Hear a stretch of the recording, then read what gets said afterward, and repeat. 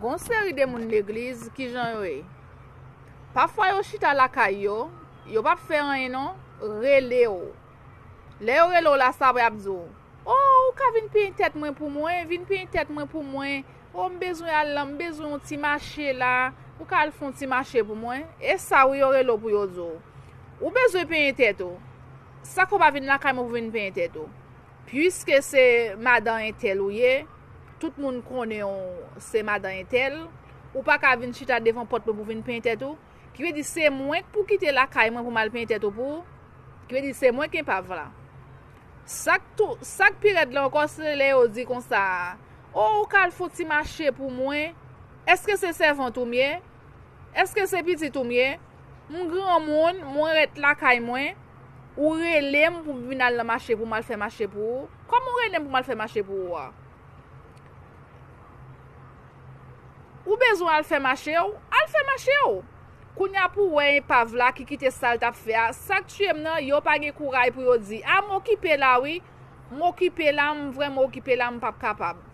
Yo kite ça y a fè a, si c'est laver yo tap laver yo kite laver a, puisque c'est madame tel qui rele yo, yo couri aller faire marché a pour madame tel. En façon pour madame tel ka toujours bien avec yo. Est-ce que yon nation gen ti mentalité ti figi? Nation haïtien son nation qui gen ti figi, yo pas capable di non. Parce que c'est madame tel, yo pas comment pour yo dire non. C'est pas tout l'heure pour quitter affaire pour aller rendre moun service. Parfois moun nan prend mettel non niveau pas même yé même puisque ou toujours quitter affaire pour aller rendre service. Al chita la kaeli. Li même pendant ce temps li même li pa vinn faire. Toute la semaine journée ka moun nan malade, li gen maladie. Kay moun nan gen l'église, non. Si spon quitter la kay ou pour ap marcher kay moun, c'est ça que fait les moun nan besoin, li toujours ap rele ou pour venir rendre ni service parce que l'ou pa gen office pour faire, li ou pa gen service pour faire, toute la semaine journée li ou la kay li. C'est une raison depuis elle besoin payer tête li relo pour venir payer tête la kay li bali. Li pa prend pied pour la kay pour non. La brelo vinn payer tête la kay li. La brelo pour aller faire marcher pour li. La brelo pour aller acheter de l'eau pour li. Ça li el ou toujours devant porte li ou pas gen trimestre pour faire. Et bien le bon trimestre pour faire.